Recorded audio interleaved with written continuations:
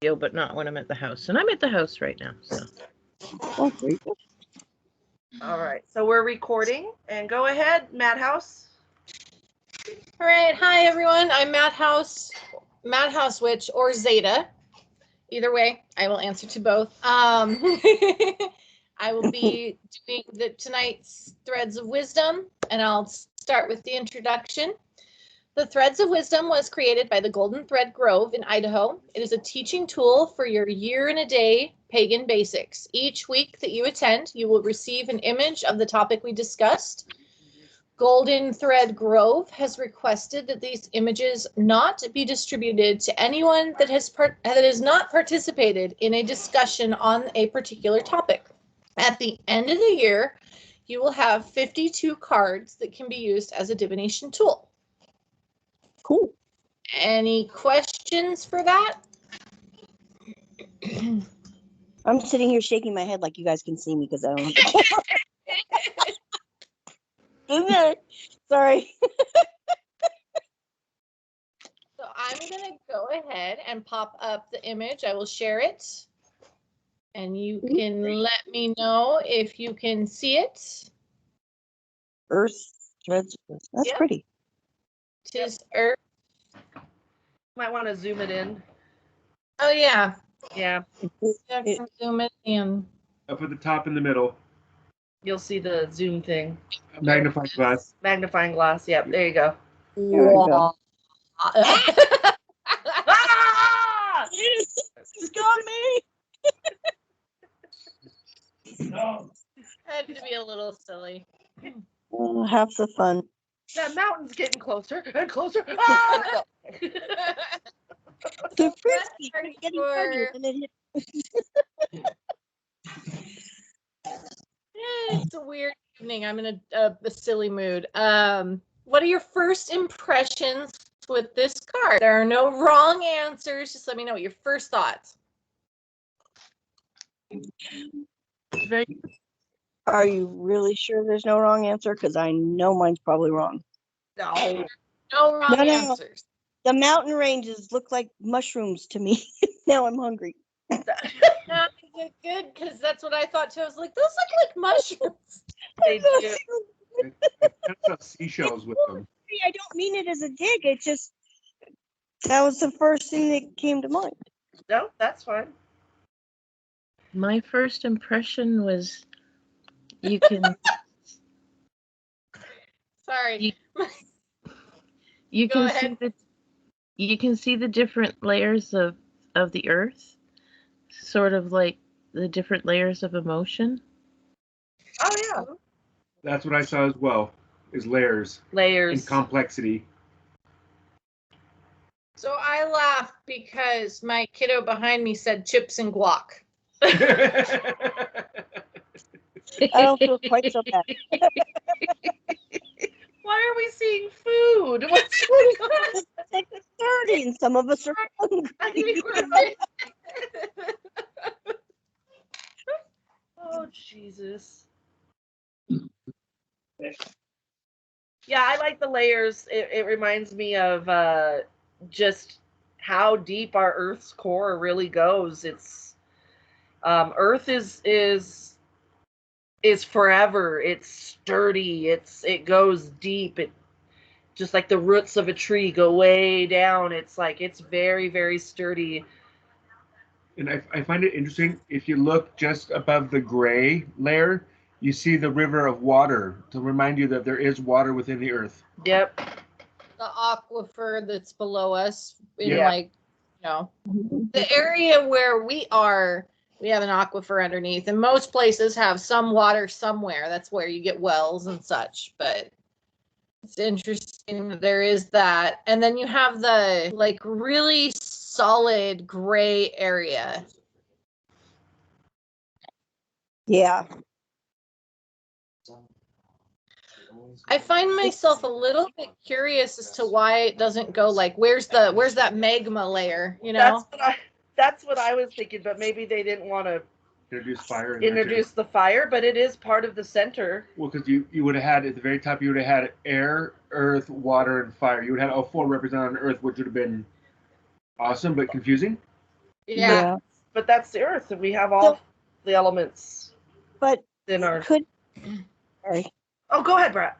Is it possible that it's not supposed is it possible it's not depicting the layers of the earth but the different types of terrain? That too. I never thought about that. The gray could be the rocky, the yellow could be like desert. Then you have a valley and a meadow, and the high country where the trees and wild birds happen, where I live. Like you from And, overhead. like Yeah. grassy areas. Does that make sense? That Yeah. makes perfect Yeah, sense. that Now makes I'm perfect A sense. lot of sense. And I like the perspective on that. And that's what makes these discussions so fun is the melding of different perspectives. When you look at it and you go, oh, well, that's what I see. That's it. But then someone else comes along and they go, oh, well, what about this? And you're like, oh, wait, I didn't think about it. and then And we're that's all why there are no wrong answers. we're all gonna get some chips and guac and some mushrooms after this. Oh, mushrooms definitely.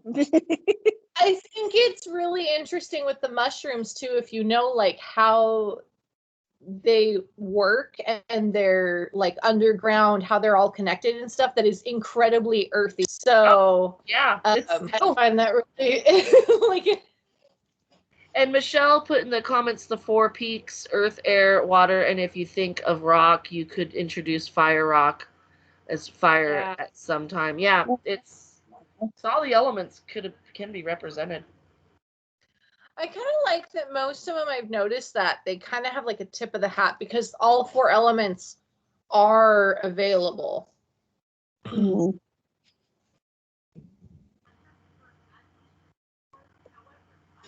Any other thoughts?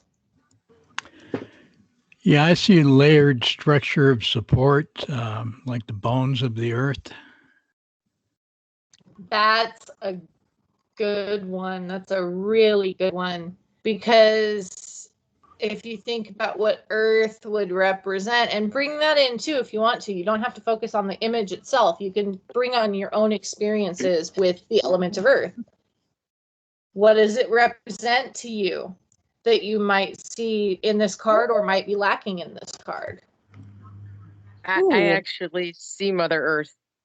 If you turn and look sideways, she's laying on her back. You see like her chest and her breasts and her face, Oh, right here. flowing Oh. hair coming down in the greens. Yeah. That's cool. Holy crap, yeah. Oh yeah. So many new things. Hi, Raven, welcome.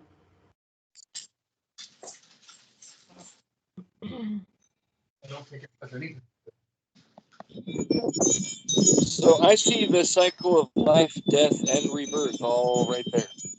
Yeah. Absolutely.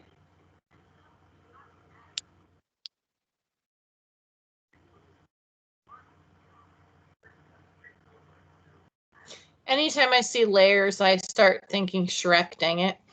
Onion. It's not enough. Layers. Ogres have layers. Right. Sorry. No, my kids didn't make me watch that movie 800,000 times. I didn't even need my kids to make me watch it. I just Oh, liked they liked it. Well, I liked it 3,000 times, and I still like the music. But after the 4th or 5th consecutive month of watching it 14 times a day, it was I used to swear I could quote that thing backwards and forwards. Oh yeah. Sorry. No, don't say sorry. We're just Don't say sorry. I always think of the cave, so Okay, I miss so in here for me. I always I'm want sorry, that so what? sanctuary, that kind of cave, that the womb, kind of going back in that Yeah. space. So I'd love to see like a cave in one of those mountains. Oh, that'd be cool. Well, maybe the gray area could be a cave. Yeah. Yeah, that's kind of what I was thinking, is that could be what would be more cave-like for me, Shelter. if I were picking it out. Or maybe that greenish area is just a really mossy cave. the light green, like speckled area in the middle. It's a mossy cave, a damp cave. So a couple of keywords. We have, and you can then think on them and see if they resonate with you or not. We've got wisdom, completion, a final polish, manifestation, material, mastery. Anything click with you there, or is there something you don't agree with? Gonna discuss. Well, material is the big one that sticks out for me when it comes to the element of earth. It represents our material things, the physical things that we can touch. A little more tangible. Mm-hmm. Rather than rather than these concepts of things that with the other elements, earth is just, it's there. I can touch. Well, I mean, I guess I could touch fire, and water, but you know what I mean. It's the sturdiness. It's the stability. You can grab a hold of it. Yeah.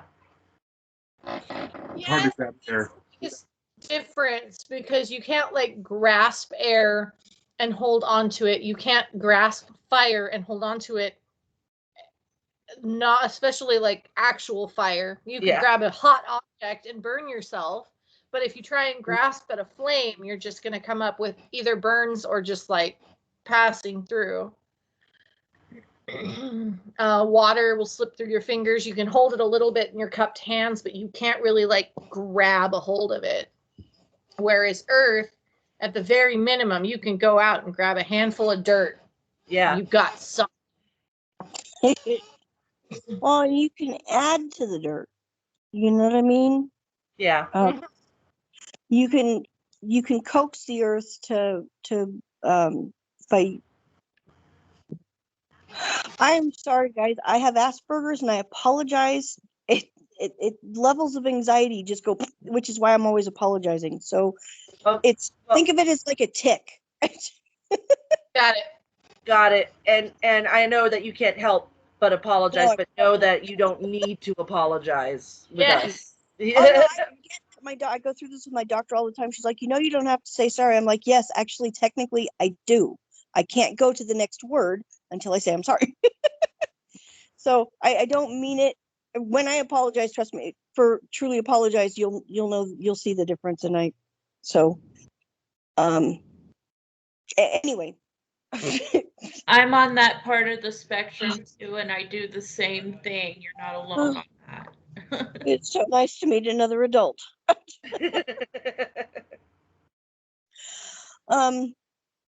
You can from the earth grow food. You can grow a house, literally or figuratively, depending on what you want to use. You can rocks. You can work with the earth to create. So to me, manifestation, or what was the other word? Material. Yeah. Resonate, because yes, the earth can definitely be used. You can combine earth and water to make clay, or mud to make, and throw some stuff in there. You make bricks. You can feed the Mother Earth. She feeds everybody. Or you can look at it, it can be so many things to so many people. Everybody can look at the same rock and see as many people as are looking at the same rock. There's that many different things that are being seen in that one piece of earth or rock. Yep, absolutely. I don't know why it's so hard to spit anything out right now. I'm gonna shut up now for a little bit. You're good. That was a good point. I like because it's kind of a co-creation, right? It's that like co-creation of your reality in a certain regard, because the earth provides something to help that happen. If you take a seed and you put it in the earth, there's going to be growth from that, most likely. Even if you have to tend it and care for it, you're going to get a tangible thing that happens from that reaction. When I think of Earth, I kind of have two perspectives. So first I think of like strength and support. Like, you know, when you have a super supportive person, you call them your rock.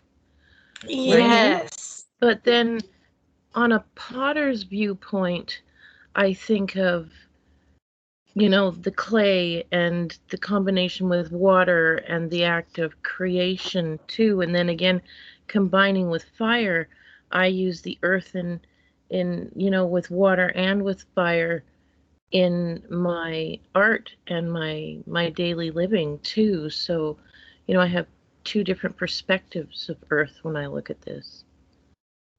And I love that. I was thinking along those lines as well. Like when we got into elemental thinking with earth and another element, you get something a little bit different, a little greater than, which I think is really cool because that's the balance between different elements with earth. But like that foundation is there, which is another earthy thing, is the foundational stability, structural stuff. Well, I'm an earth sign, so earth is very relatable to me. I love earthy things. I love my trees, and I love being barefoot in the grass or the dirt. I'm always barefoot, even in the winter. So I'm very much about the grounding. Sorry. Oh, it's okay, sweetie. The grounding aspects, the calming. That's why they say when you're working a lot of magic and you're getting yourself all, you know, we have to ground, and one of the best ways to ground is earthing. Go outside and stand outside barefoot in the grass or the dirt, touch a tree, grab a rock. I mean, it's very powerful. Oh yeah. It was funny to me because I got an email from, I don't know which newsletter or thing, but they were like talking about, this comes up every spring really, where they were like, gardening, it's good for you. And I'm like, yeah, because you're out there earthing, like, duh. Yeah. But then I felt like not everyone thinks that way. That's true. By the way, hello, Seeker. We saw you join. We just didn't get a chance to say hello yet. In my experience and research, you know, over the years, with the different elements, but you know, with the earth in particular, it's the highest density out of all the elements. It has the ability to absorb, like you were talking about grounding. It can absorb the other elements where it's hard for the other elements to absorb the earth. But one thing I've been taught and that I've experienced and noticed is that each of the elements have their own frequency of consciousness. The earth itself has a consciousness that's very slow, but even a rock is alive, a handful of dirt.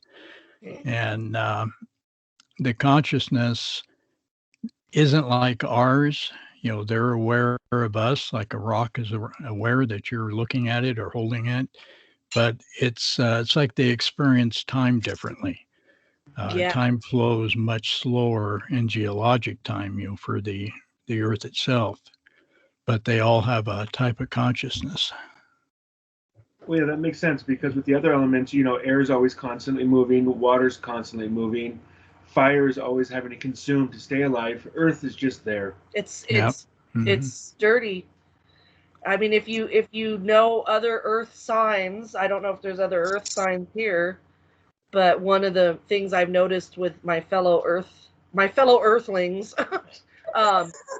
is I know that that we're very there is a part of us that is kind of stuck in our ways, you know. There's that stubbornness, there's that, I always say I put my feet firmly in the ground and will not move. I'm a tree, you know, or trees even have more gifts. Sometimes I'm a freaking rock. I'm just like, ugh, you know. That's why I have to work with other elements. Well, what are your 3 air signs? A bull. Air, you mean earth signs? Yeah, earth signs. You said air. Oh, I meant earth signs. That's okay. There's the Capricorn, which is weird, but that's what I am. It's a goat. It's a goat with a serpent tail, or a sea animal, mermaid It's like tail. a goat The mermaid, mergoat. yeah. The mergoat. It's known as the sea goat. And then there's your Taurus, which is a bull, but the Virgo is the virgin. I know a lot of Virgos, they ain't virgins. I'm just kidding. Marcus, you reminded me of something though, and it's one of my favorite like quotes that comes from a more sciencey person, but plays a little tip of the hat to the woo-woo of new agey thoughts. In a crystal, we have clear evidence of the existence of a formative life principle, and though we cannot understand the life of a crystal, it is nonetheless a living being. Yeah, exactly. And that's Tesla. Yes. Oh, did Tesla say that? Nikola Tesla. Yeah, that doesn't surprise me with him.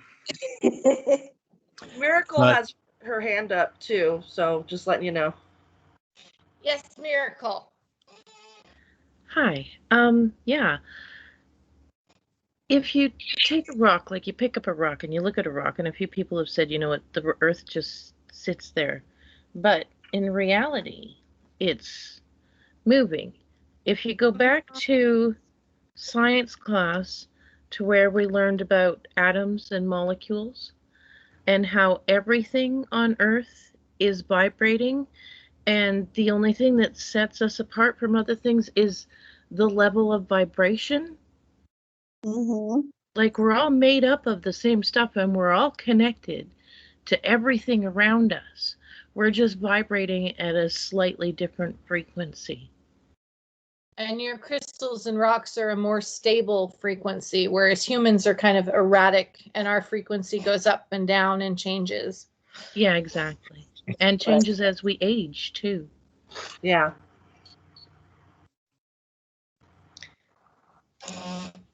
And then Lysander had his hand up. Yes, I know. Your name says your actual name, but I know your magical name. Somebody use it! Wife privilege. That's all right. So,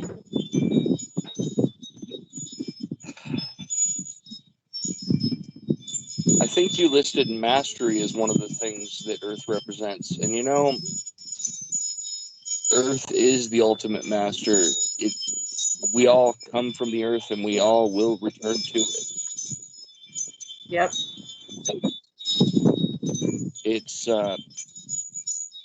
It's actually not still. The Earth moves constantly, but it's very slow and deliberate and patient. Something we all could probably learn from. A patience concept. Hi, Sammy. Hello, Sammy. Oh. And then God has her hand up too. Good evening. I don't think she heard you. Rayohad, your hands up. We're acknowledging. Gotcha. I heard somebody else start to talk, so I'm like, oh, wait, I'll stop. Do I have to take my hand down, or do you guys do it? You can lower it if you know how. If not, I can do it. Oh, you've got it. Yeah. I wanted to say, talking about the Earth being alive, Tempest William wrote in her book about how scientists came to measure a specific place out in Sedona, and actually measured the heartbeat of the Earth. That they actually found a resonating, slow, living heartbeat of the Earth. If I can find the actual clip, I'll try to send it. But yeah, no doubt, Earth is absolutely alive. I got Yeah. goosebumps. Well, yeah. And Sedona's freaking beautiful. It's one of my favorite places. No, I haven't been yet. Sedona, Arizona. I just love the Southwest. Well, that would make sense. That'd be one of the places they could find the heartbeat of the Earth, just being such a magical and such a untouched area. The desert is pure magic. Yeah, a lot of the sacred areas, Sedona is considered one of the sacred sites on the planet, and a lot of them have different frequencies of energy. It's an area you can consider Sedona to be one of the chakras of the Earth. That a lot of the different sacred centers, the Earth on a whole has if you go anywhere, you can. Well, if you have the right equipment, you can detect the actual pulse of the Earth. It's called the Schumann resonance. And it's a frequency that as living creatures, we actually attune to it. And so, other trees and things like that can attune and resonate, with it. If you get, now these are from teachings that I've been taught, but if you find yourself where you hear you've lost your center or you need to be grounded, that's one of the things that shamans are referring to, is that you've lost touch with Mother Earth. You've lost that same resonant frequency, which scientists call the Schumann resonance. That's awesome. And that's how you gain it back, is you ground yourself to it, put your back to a tree, put your hands and feet on the bare ground, and slowly you come back in sync with it. Marcus, you always have such interesting things to add. I love it. I love it. Thank you. Yeah. I try to notes share. down. Yeah, I try to share some of my experiences and some of the things that I've been taught. Because I'm old. I've been doing this a long time, but I have different perspectives. That I'm kind of sharing. Doesn't mean I'm right, but that's just what I've been taught. It's perspective, and it's what you've been taught. Yeah. Well, we all find it valuable. Each week, you provide something that makes us all go, makes us consider things beyond what we've even considered to that point. Yeah. Yeah, that's why, and that's one of the reasons I like to come to meetings like this, is because I get the same feedback, or I get the same experience with talking to all of you. I see things differently through your perception, and I always learn something every Wednesday night. We do too. We do too. That's the point of these things, is learning different things, having people discuss and sharing their ideas and their thoughts. Just because we're quote unquote teaching the class doesn't mean we're not learning alongside you guys. Well, that's why we don't call it a class, though. It's a discussion. This is not a class. It's a discussion. Yeah. Yeah, we're all students. Yep. So does anyone else have any thoughts they'd like to share? I was going to say, I'm so enjoying Marcus's comments, because there's a years ago, and I can't remember all the details, but talking about the alignment of the sacred sites on the planet, talking about the harmonious frequencies that are shared between these sacred sites. And then it goes all into the sacred geometry of how interconnected a lot of the seven wonders, the ancient wonders of the earth are. And I'm wondering, Marcus, I can't remember, I remember reading it, but I can't remember most of the details about how they have geographically mapped out the planet, and how each site is connected, as you said, as a chakra point to the earth. I mean, I remember really loving that article, and gosh, I can't remember most of it.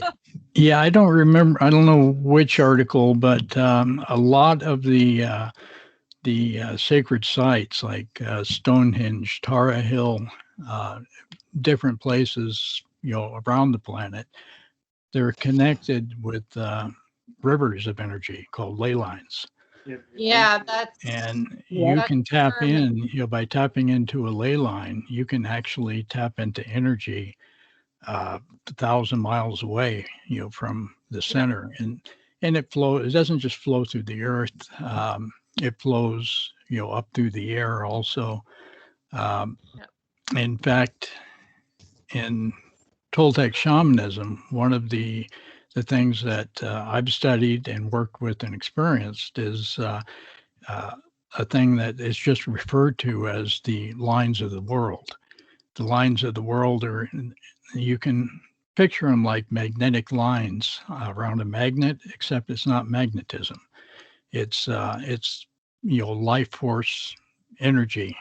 Some of the energy scientists are just now starting to discover, but the lines of the world can be found anywhere on the planet, and they're spaced out about 10 feet apart in any direction.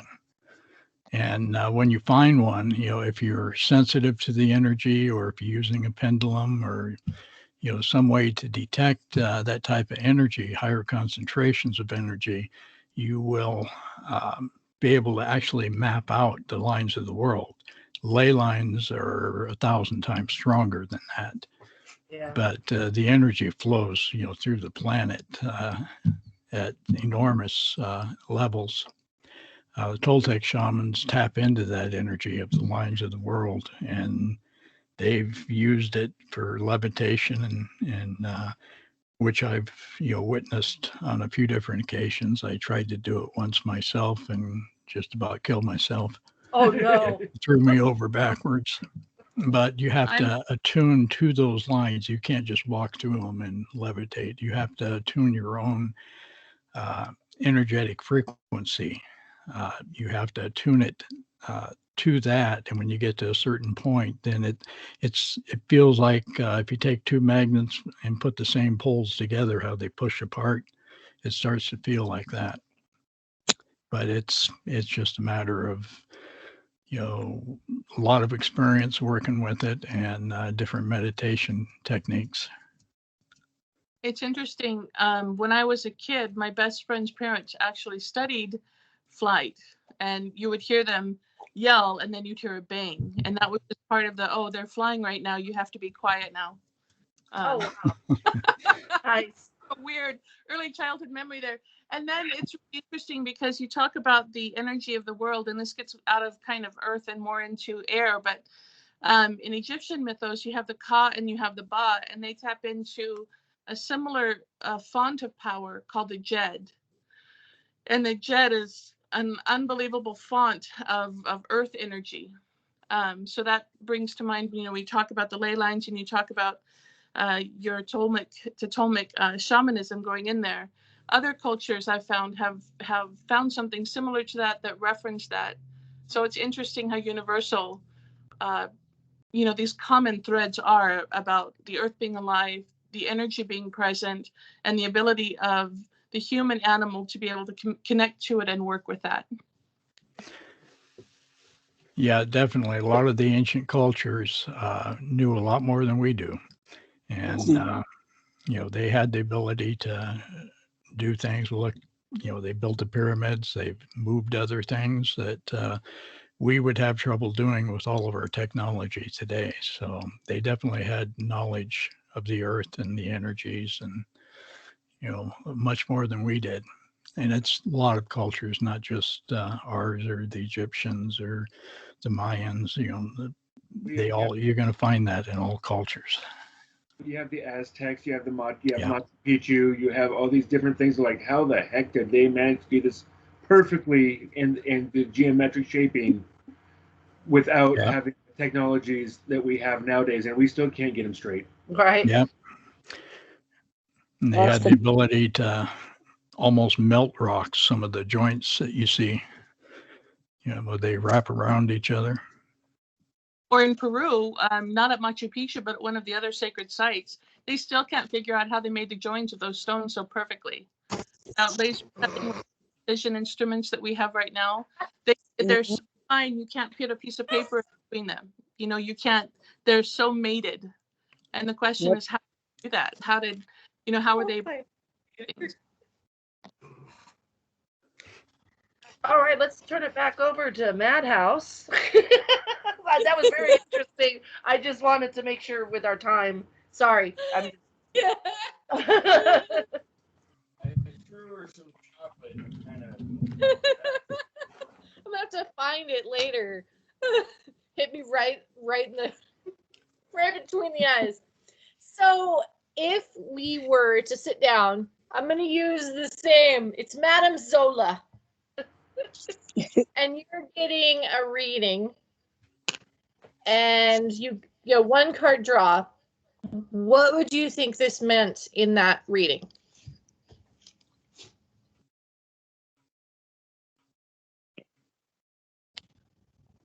Pressure.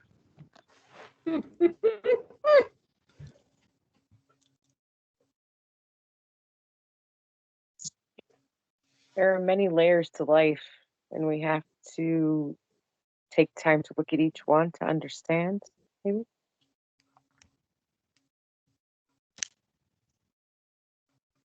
We All got right. some raised hands too. Some hands. Let's go. I saw Sammy's first. I don't know if it was the first, but I think it was. First. You are muted. I put down my hand, but I forgot to unmute. So I just had a reading, so I was kind of already in this mode. But sorry, I'm gonna sneeze. Okay. So I feel like for me, if I were to get a one card reading with this card right now, what it would mean is that I am surrounded by fertile land that I can build a foundation upon. The earth is fruitful. The earth provides to us. The earth can be, if you work with the earth in the right ways, you can create great opportunity for yourself. And so I think, I'm at the precipice of something. I've been impatient, and I know it's coming, and so I need to take the time to work with the earth to make it happen, and focus on that time of creating the harvest with the earth. Right. Cool. Then I believe the next in the line was Brat. Oh, lower hand. Okay. See, when I see this, I would take it as it's time for me to reground. We have a spot on our property that's where we go out. That's where you can just feel the energy. I don't know if it's a ley line or what, but you stand there, you take your shoes off, you just stand in the dirt there, and within a few minutes, just it's an unbelievable exchange. And so if I were to get this card, I would think my impression would be that it's time to go out to the circle again and ground. It's time to stick your toes in the dirt. If that doesn't sound too stupid. No, that's not at all. That sounds great, and especially for this because it's the divination side, and it's what you think. So there are no wrong answers. All right, Miracle, it's your turn. Okay, so for me, it means stability, grounding, and comfort. I'm an empath and I work with people, in particular, children on the spectrum.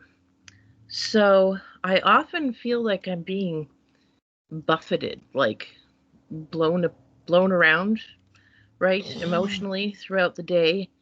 And so when I get home, sometimes I have to take my shoes off and go out in the yard and not just stand in the dirt, but get down on my hands and knees and just hold the earth in order to ground and just stabilize myself. Yeah. Yeah. If I got this card, today in a reading, meaning it was for me and where I'm at and what I need to do, I feel it would be work with manifestation. I forget a lot that Earth is also our pentacles. In our tarot readings, it's money. And I have a weird relationship with money. So, and I'm always thinking about my strange relationship with money. I don't deserve money. I shouldn't have too much money. You shouldn't talk about money. Very weird hang-ups on money. And so for me, I think this would be about manifesting some abundance somehow in my practice or in our lives. Yeah, I think that would be something I would focus on. See, and for me, when I look at this, what I see is don't focus on one aspect, look at the whole picture, because there are subtexts that you need to consider before making decisions. Ooh, that's good. Yeah, for me, it would be like a reminder to ground myself or to stay grounded, because you can't communicate well if you're not grounded. You can't project your intention, manifestation, any of that unless you're grounded. The ground, just like in electronics, a ground is a negative connection. It's a connection to allow energy to flow. And if you pull the wire off a battery, nothing's going to happen. Or at least if it's a bad connection, you're not going to be able to perform as well as you would if you were fully grounded. Yeah. See, it was just put in the chat. It's time to build a foundation for an abundant future. And that's where my thought process goes, is to the foundational elements. You're back to basics. Depending on what the question is, and that just prompted it. So I figured I'd read that in the chat and then be like, that's where my brain goes to, is the back to basics, your foundation. Maybe explore what your core values are again, if that's what the question was about, or if it's just your spiritual practice or anything, just like what's the core, what's the foundation that you're trying to get to build from.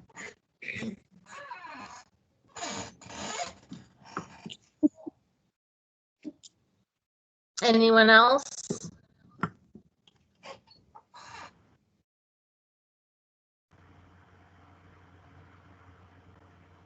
On once. Going twice. Sorry. I wanted to just speak on, I think some of us who've grown up with not much money have had hangups about money, but one thing that we need to remember, I guess, when we're trying to manifest with our magic, is that we often block our own selves. True. Because we think we're not worthy of it. And so you've got to stop thinking you're not worthy of the things that you want in life and start seeing yourself as having them and being worthy of whatever you desire. And then it'll start coming to you. Well, with that, it's almost the concept of the poor pagan and the stigma that comes with it. And, we deserve to be bountiful in whatever measures that we consider bountiful. Yeah. And we forget that. There's different definitions of what your abundance is. I'm abundant in so many things in my life, but money is something that I've never really had a lot of. I've gotten used to living that way. And there is that block, that hang up, that block when I do my magic.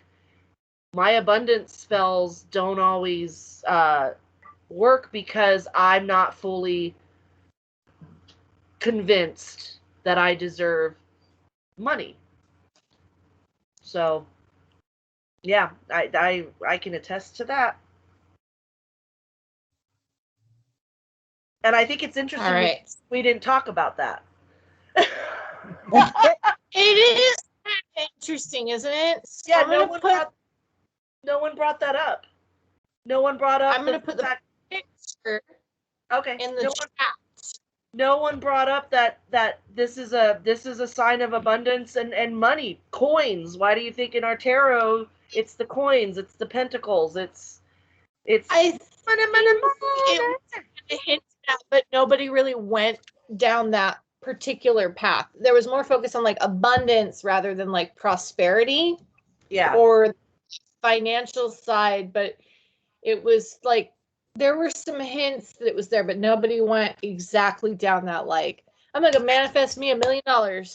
I think because money is a touchy topic for people. For so many, it's a taboo. I was brought up, you don't talk about how much money you make. You don't. My dad said you don't ask someone how much money they make. You don't ask how much their raise was. You don't ask how much they spent on that. You don't. I mean, that is how I was raised. So I look at that's so. I look at money as a lubricant that helps you slide through life. It's and the earth is our source of a lot of money. It's our source of a lot of money. It's, where our precious metals and everything of value come from. Yeah, and we didn't talk about that at all. Yeah, it's a weird topic for some of us.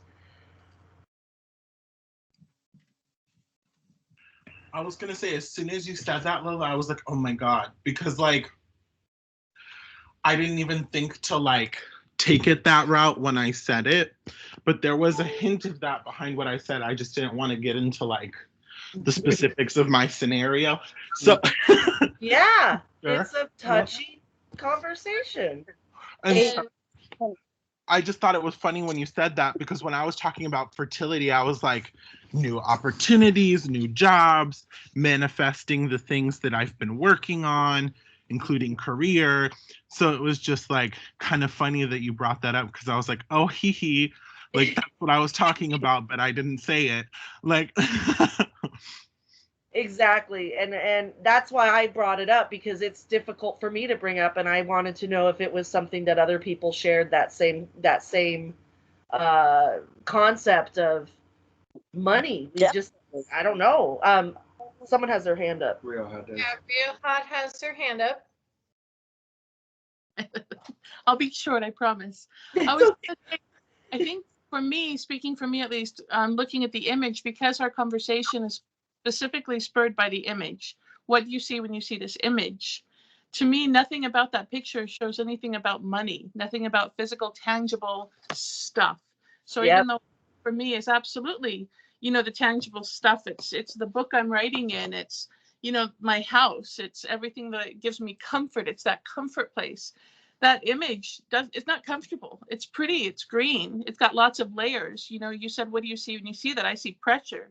I see the pressure of the earth. I see the rock metamorphosizing. I see, slow life. That's what but I don't see money in that picture. I don't see prosperity. It's green, but you know what I mean? So I think a lot of it is contextual for this particular conversation too. Yeah. I think that pressure is an interesting thing to touch upon as well. And Brat, you have your hand up. Yes. I was gonna say, what Lola was saying about, you growing up, you weren't supposed to ask, how much anybody made. When I was a kid, you didn't ask anybody. It was gauche. It was reason for getting grounded. You don't ask how much a present was. You didn't ask how much that yarn cost. I mean, unless you were shopping, you didn't ask anything about money, but because it was considered really bad manners. And my dad's family was very middle class. My mom's, when they divorced, dad's house, lots of money, mom's house, no. And so it was a very stark difference just going from one household to the other, for visitation. And it just kind of hammered home that, you really don't ask. You don't say anything. If someone gives you a handmade gift, you don't look at them and say, well, what do you mean you didn't spend money on me? You just, but it's money's one of those things that so many people are like, oh, we're not allowed, and it's hard. to get past that and to start thinking, no, I can have this. You know? I can spend that 50 cents on myself or that dollar or whatever. Yeah. You know, it's hard. Sorry. It is. I think that's one of the parts of this element that are, for me personally, I have not seen it touched upon by a group of pagans too much, unless you're Mary Malinsky, who is the priestess of abundance. Yeah. She's very good at this sort of stuff. And she's going to do a whole thing on it. I'm going to have her on Witches and Wine, and we're going to talk about this. We had her on in a previous episode, and she had talked about the poor pagan and how we need to get rid of that stigma. That's what I was referring to. Yeah, the poor pagan concept. Yeah. You know, because we are allowed to succeed. We are allowed to be fruitful and to make our lives easier, and that's okay. Yeah, we just have to believe it. Yeah, that's the hard part right there. Yep. Yep. Allowing ourselves to know that it's okay. We don't have to be dirt rich. We can be actually money rich. Yeah. Does that make sense? Yeah. Yeah. A quick observation before we go here. You're all talking about money, and I just looked at the card again. I noticed the gray that would represent bedrock, and right above it is where gold collects. Oh yeah. That's where you find gold. I'm a amateur prospector, and I just noticed that. Interesting. So you had your hand up.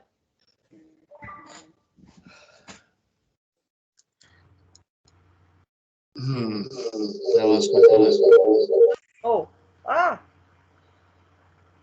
he's muted. There we go. We're in the same room. What do you do?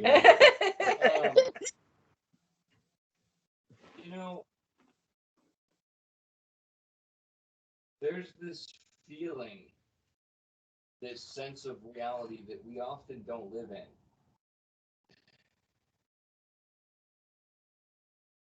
You know that feeling when you're in the middle of nowhere, you have no cell reception, and you get a flat tire. You don't have a spare. You don't have any idea what you're going to do. Anything is possible.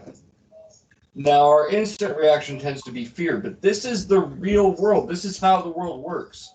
All illusion of control is gone. This is just reality. And the earth provides. Mm-hmm. Yeah. Talk about opportunity and new opportunities, but we hardly ever stop and look and see what opportunities are already right there. Amen, brother. Amen. We get into habits and we just think, oh no, I'm this is my track, this is where I'm going. But if you stop and look around, you'll find the opportunities already there, guys. Yep. All right. Really interesting. Providing, living in the desert, that philosophy, the earth provides. I apologize, but we lived out in the Sonoran Desert for a while, and boy, you really learn. Just ask the desert. The desert will provide. You need something, no matter how bizarre. Like, I need a purple pen on Tuesday, and the purple pen manifests in some strange oblique way, and you will have it by Tuesday. It's the strangest, so beautiful to experience over and over and over again, is to have that manifestation in a way that I've never experienced anywhere else. Yeah. Even the most inhospitable corner of the earth is teeming with life. Yep. Well, we have one more hand, Sammy.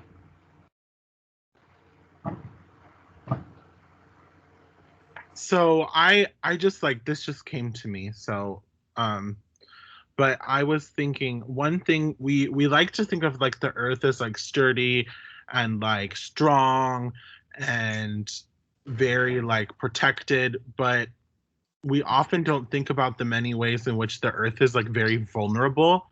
And And so I think one of the things that can come up too is just if you're asking a question where you have this sense of like a rough exterior, but you're really being vulnerable to the elements of potentially being weathered down like a rock, or like going through a drought or something like that, where there's an element of, yes, there's fertility, yes, there's room for abundance, but there's also room for this vulnerability. And what does that mean?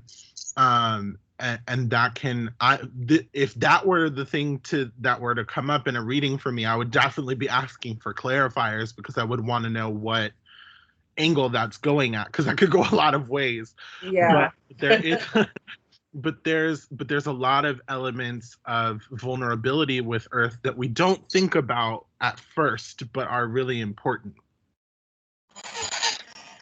So before we wrap up, I want to make sure everyone has an opportunity to download the image if they haven't downloaded already. And if you need it emailed later, put your email in chat and I will write it down and we'll get it emailed out to you. And while you guys work on that, I will say that if we have helped facilitate a spiritual experience for you today. Speaking of money. Sorry. I was trying to copy and paste it into the chat. Oh, great. If you guys can hear me, my team said it's not responding, so it may be crashing. Okay, let me put it. I'll put it in the chat. Yeah. I'll say words. We were giggling because we knew we were coming to the end part where we ask for donations. And it's kind of funny, the last conversation, unintended, was about monetary and abundance. Hold on. Again, it's a donation, not a requirement, but we do want to put our links there because it's cool. It's cool that we have donated to Children of the Crossroads ATC to help fund events like this. Your gifts of any amount are greatly appreciated, and donations may be tax deductible, as Children of the Crossroads ATC is a 501(c) nonprofit. You can make your donation to see the chat. It's coming. Apparently, mine decided to catch up. So we will get those sent out to you. Very pretty, Rehan. Is that tonight's sketch? That's her sketch she did while we're doing, huh? Is that what you did? I love that you do that. So beautiful. And please share that again in the group. I think you did last week. You shared it in the group. That was awesome. We enjoyed looking at it, and whenever you attend, we're more than happy to see what comes to you, because you have a talent that myself and Lola do not. So we appreciate those that can do things like that. I told you about the 3-headed penis earlier. I'm not kidding. If you missed that, what? Many would say that. I don't know. Oh my goodness. Well, thank you, Madhouse, for leading this discussion. And I believe next week is circle casting. I believe that is. Or is it ritual? We did not get our cards out this week on hand like we usually do. Yeah, we usually show you our Pokédex, Wiccadex. Pokédex. Wiccadex. Okay, apparently Microsoft says only one thing can work correctly at a time. Well, I was going to look in the notes which was next, but it won't scroll. Wheel of the Year next week. It's Wheel of the Year. We're going to cool. Yeah. Also, I'm going to please stand by. I'm going to end the recording, but I'm going to ask you guys something, but I don't want it to be recorded. We have a little surprise. Yes. It's not that. It's, well, hold on. So say bye to the recording. Bye to the recording part. You know, nothing good ever comes of this. Bye recording. Bye recording.